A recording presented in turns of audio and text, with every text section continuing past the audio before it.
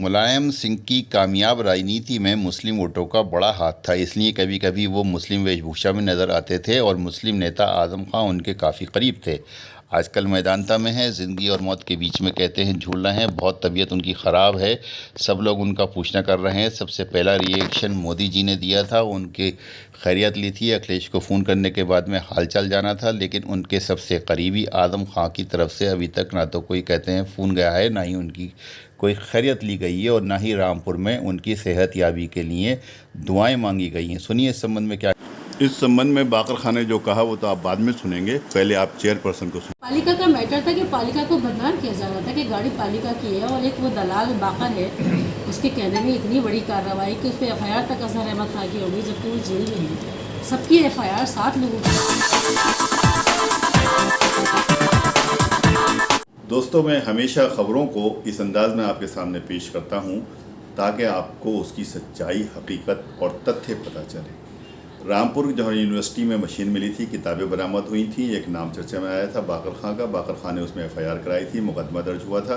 लोगों का ये भी कहना था कि बाकर खां इसमें कौन है, जो एफआईआर कराने वाले हैं। नगर पालिका चेयरपर्सन से जब कहा गया था तो उन्होंने उन्हें दलाल तक कहा था कि बाकर एक दलाल है और वगैरह वगैरह क्या कुछ हुआ था। ये थी नगर पालिका चेयरपर्सन फातिमा जबीं। 10 अक्टूबर तक अंतरिम जमानत पर हैं, उसके बाद में पता चलेगा कि माननीय न्यायालय क्या निर्णय लेता है। लेकिन जिन बाकर खां के बारे में इन्होंने कहा, उन्होंने अपने इंटरव्यू में इनके तथा नगर पालिका के ऊपर जो भ्रष्टाचार के आरोप लगाए हैं, सुनिए।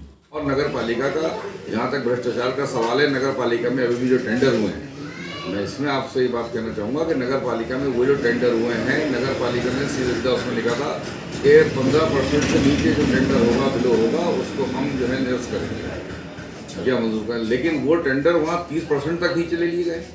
क्या वजह रही है? इससे सीधा सीधा भ्रष्टाचार है, उनको मालूम है और इन्होंने अपने ही लोगों को दिए हैं।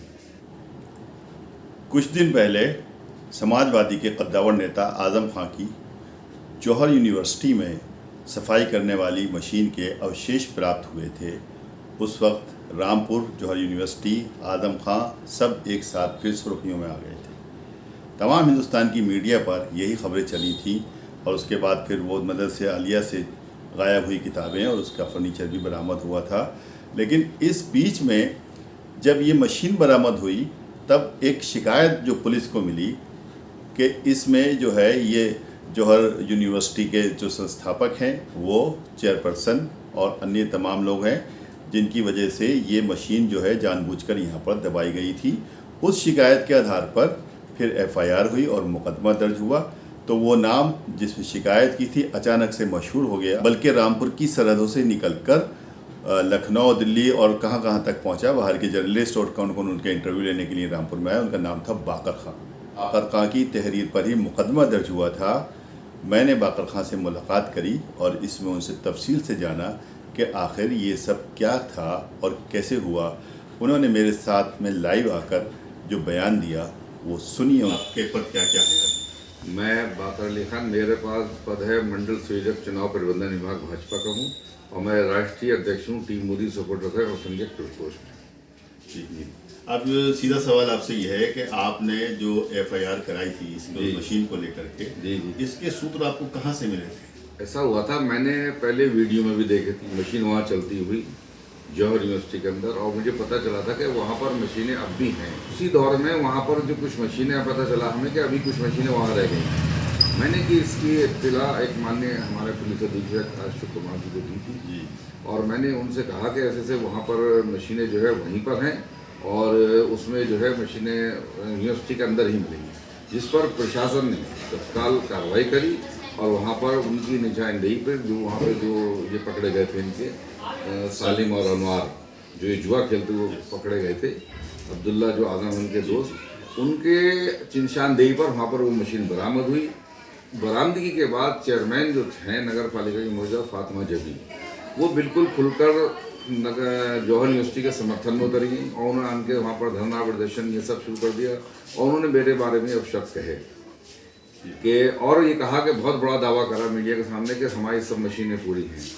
इसमें एक सवाल यही पैदा होता है यहाँ पर, जिस तरह से कि आपने एक एफआईआर की और वो दो जुआरी जो पकड़े गए उनकी निशानदेही पे मशीन बरामद हुई, तो ये दोनों चीज़ें एक साथ सिंक कैसे हुई? आपने पहले एफआईआर की या पहले वो जुआरियों की निशानदेही हुई, क्या हुआ? पहले वो जुआरी पकड़े गए। जब जुआरी पकड़े गए तो चूंकि वो वहाँ पर वो उस यूनिवर्सिटी के हर सब कुछ जानते हैं। अब्दुल्ला जो हैं उनके विधायक मोहम्मद आजम खान के बेटे, उनके वो यार हैं, उनको वो सब पता था वहाँ का। मैंने कहा कि यही बताएंगे, इनको सब मालूम है वहाँ पे एक एक चीज़। उसके बाद आपने एफआईआर की थी? फिर मैंने उसकी एक तहरीर दी, फिर एफआईआर दी। हाँ, तो उसके जो एफआईआर काम हुई तो ये लोग वहाँ गए निशानदेही पे, इनकी निशानदेही पे वहाँ मिली मशीन वहाँ पर। लेकिन थाना से नगर पालिका चेयरपर्सन ने सफाई पेश करी है कि उसे ऐसा लगता है कि उन्होंने पूरा उनका यकीन है कि ये मशीन मेरी नहीं है, और वो आज तक ये कहती है कि ये मशीन मेरी नहीं है, जबकि पुलिस कप्तान ने वो डॉक्यूमेंट्स भी दिखाए, मीडिया को सब कुछ किया है। इसमें क्या कहना है आपका कि वो इतनी जोर दे के क्यों कह रही है? वो असल में वजह क्या है कि वो जोर दे के यूँ कर रही है, वो अपने जो उनके हस्बैंड थे पहले पति, उनका देखें कि वो पहले क्या थे, आज क्या होगा, कितनी प्रॉपर्टी है इन लोगों के पास, चेयरमैन जो मौजूदा हैं इनके भाइयों की प्रॉपर्टी। तो आजम खान के समय बहुत करीबी हुआ करते थे। आजम खान के करीबी जब भी थे, आज भी करीबी हैं। अच्छा, आज भी करीबी हैं और चेयरमैन साहब के करीबी हैं आज भी उनकी। तो वो जो बता रहे हैं आप पहले क्या थे, अब क्या, ये क्या मतलब है? पहले आप उनका जाके देखती हैं कितनी उनकी प्रॉपर्टी है रामपुर में, रामपुर से हटके कितनी प्रॉपर्टी है, कितने भट्टे चल रहे हैं। आपके कहने का मतलब ये भ्रष्टाचार से आया था? सब भ्रष्टाचार है, भ्रष्टाचार है, उनको मालूम है। और इन्होंने अपने ही लोगों को दिए हैं, टेंडर डलवा दिए कि लोगों ने भी टेंडर डाले, उन्होंने किसी ने 10% डाला, किसी ने 12 डाला, लेकिन 15 से नीचे कोई नहीं आया। इन्होंने अपने लोगों को 20-25% तक नीचे, क्योंकि वहाँ पर रोडों में भ्रष्टाचार है।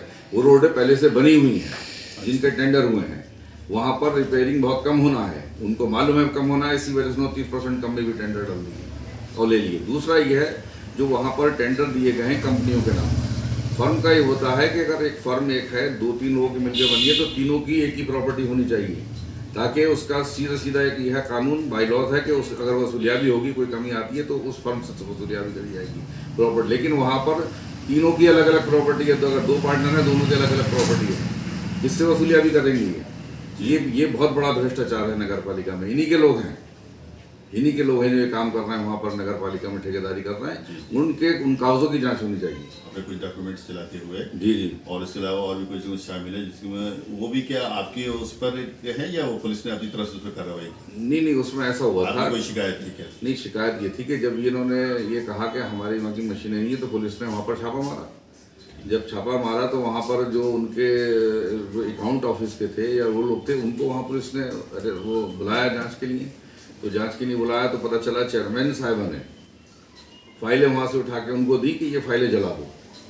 वही वो फाइलें जला रहे थे, सिर्फ उनका कसूर इतना है। वो सरकारी कर्मचारी हैं, उन पर दबाव बना के उनको फाइलें दी गई। किस प्रकार की फाइलें थी उनकी? वो कुछ बर्थ सर्टिफिकेट की बता रहे हैं फाइलें, और कुछ ये इसकी भी है जो टेंडर कुछ ये वाली फाइलें भी हैं। कुछ भ्रष्टाचार बहुत बड़ा वाला है, वो फाइलों की इसकी जांच हो रही है। आपने अभी कुछ दिन पहले देखा एक बयान आपका ये भी आया था कि आपकी जान को खतरा है, आपको वो किससे खतरा है? मुझे असल में वजह क्या मैं बताऊँ, मुझे खतरा मोहम्मद आजम खान साहब से भी है, मुझे खतरा इनके अब्दुल्ला बेटे से, इनके सब लोग जितने भी यहीं पकड़े हैं, क्योंकि ये बहुत बड़े, इनका पैसा बहुत है। इतना पैसा है ये किसी भी शूटर से, किसी से भी मुझे गोली लगवा सकते हैं, मुझे मरवा सकते हैं। ये हर वक्त मेरी जान को खतरा बना हुआ है।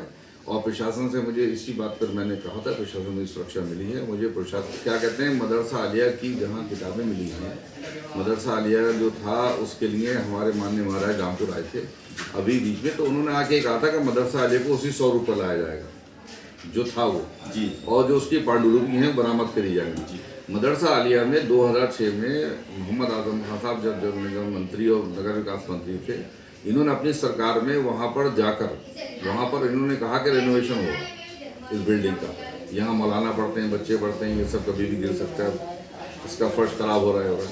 तो इन्होंने वहाँ से वो किताबें और फर्नीचर इस रेनोवेशन के नाम पे वो इन्होंने अपनी यूनिवर्सिटी में भेजी थी 2006 में। उसके बाद वहाँ पर उसका रेनोवेशन कराया। अगली सरकार जब 2012 में इनकी बनती है, तो इन्होंने उस जगह को जिस प्लानिंग से कराया था, इस जगह को इन्होंने अपने नाम, बच्चों के नाम, स्कूल के नाम करा लिया। वहाँ पर इनका किड्स के स्कूल चल रहा है।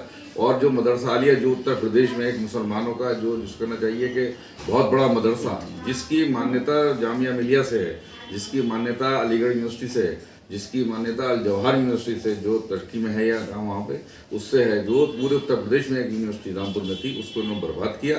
2 कमरों में रेजिडेंटल कॉलेज में आज वो चल रहा है। क्या है वहाँ पर? तो इन्होंने तो उसको उसकी किताबें और फर्नीचर उठा के वहाँ ले गए। वो मैंने भी नोट करी और मैंने भी मुलायम सिंह जी के लिए, नेताजी भाई बड़े हैं, बुजुर्ग हैं, मैंने उनकी जल्द स्वस्थ होने के लिए दुआ मांगी है। मैंने फेसबुक पे दी है, डाले है उसको, तो उससे लोग हो रहे हैं। लेकिन इनको चूंकि वजह क्या है, ये सिर्फ अपना परिवार देखते हैं बस, इनको इसके अलावा कुछ नहीं। इनको जिन्होंने इनको सियासत में लेकर आया, जो इनको राजनीति में लेकर आया, जिनकी वजह से आज ये इस काबिल हुए हैं, जो दुनिया भर की इनके पास अपूर्ण संपत्ति है, वो जब उनको इन्होंने फ़ोन तक करके ये नहीं पूछा कि उनकी तबीयत कैसी है, उनके बेटे की या उनसे तो ये खुद भी तो सुना है बीमार हैं। ये तो सबको मालूम है, उनकी बीमारी क्या होती है, क्या होती है, ये सबको मालूम है। कोई बीमारी मान नहीं है, सिर्फ खाली जो मतलब आप ये कहना चाहते हैं फ़ोन पे पूछ सकते थे? फ़ोन पे बिल्कुल मालूम कर सकते थे, फ़ोन पे बिल्कुल पता कर सकते थे, वो भी नहीं कराया इन्होंने। ये कुछ नहीं, इनको इस वक्त सिर्फ खाली कोई ना नेताजी हैं इनके लिए, ना कुछ है, और ना ही इनके लिए मुसलमान है। भाई मैंने अपने लिए दावा पेश किया है, क्योंकि मैं खुद दावा पेश नहीं कर रहा हूँ, मेरे लिए पब्लिक की डिमांड है। लोग चाह रहे हैं मुझे चलो के बाकर खां आप आइए, आप चुनाव मैदान में आइए, आप लड़िए। और जहाँ तक सवाल है, आधी से ज़्यादा समाजवादी बिल्कुल खुल के आएगी मेरे चुनाव में, लड़ाएंगे मुझे सब। उन्होंने क्लियर कहा है, मेरी बात हुई है, लोगों से चल रही है समाजवादी, बिल्कुल आधे से ज़्यादा समाजवादी चुनाव में लड़ाएगी। ये किस बात पे कह रहे हैं आप, क्या हो? समाजवादी के लोग उससे कह रहे हैं कि जिस दिन आपको टिकट होगा उस दिन हम आपका ऐलान करेंगे। तो आदम खां से बगावत हो जाएगी उनकी? बिल्कुल बगावत होगी। आदम खां का भय क्या? देखिए अब 41 साल हो गए रामपुर में।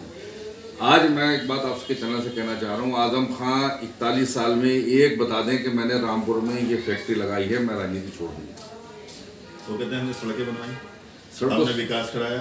सड़कों से कुछ नहीं होता है। जब आदमी कारोबार में लगता है तो उसके लिए खरंजा भी अच्छा होता है, उसको भी चले आएगा जब जेब में पैसा होगा, और जब जेब में पैसा नहीं होगा उस सोने की सड़क भी बुरी होगी। तो यूनिवर्सिटी जो बनवाई उन्होंने, यूनिवर्सिटी का है, यूनिवर्सिटी तो उनका जो एक भ्रष्टाचार का पैसा उसकी सेव कराया उन्होंने वहाँ पे उसको, और उसकी भी जांच चल रही है किस किसने पैसा दिया है। एक जो मेडिकल कॉलेज है 148 करोड़ की बिल्डिंग है, वो कहाँ से आ गया 148 करोड़ रुपया, किसने दे दिया? रामपुर वाला वही रिक्शों में चल लिया है। आज भी 41 साल से पहले बाप रिक्शा दादा चला रहे था, आज पोता रिक्शा चला दिया। नहीं, उन्होंने अपने बयान में खुद कहा है कि 425 करोड़ का ये सब कुछ बजट था उनका, तो उसमें 4.25 बीघे का क्या बेईमानी करेगा वो आदमी? तो चाहिए 425 करोड़ रुपया किस किसने दिया, कहाँ से आया रुपया, ये बताएं। इनकी तनख्वाह से आया है, कहाँ से आया, किसने दे दिया और क्यों दे दिया, ये भी एक सवाल है। तो कहते हैं कि मैं दामन फैलाता हूँ तो बहुत पैसा आ जाता है मेरे पास। भाई अगर वो दामन हमें बता दें कौन सा वाला है तो हम भी कोई दामन फैला देंगे। हमें तो कोई दामन ऐसा दिखता ही नहीं, बिल्कुल कुछ नहीं। ये सब दामनों की थी। जब सरकार आई थी तो पूरे उत्तर प्रदेश में किसको नहीं मालूम है कहाँ से कहाँ क्या क्या हुआ है, कितने ट्रांसफरों में पैसा हुआ है, कितना अपने कामों में पैसा हुआ है विकास में। वो डिपार्टमेंट था उनके पास, नगर विकास पूरा यूपी का, बहुत बड़ा भ्रष्टाचार हुआ।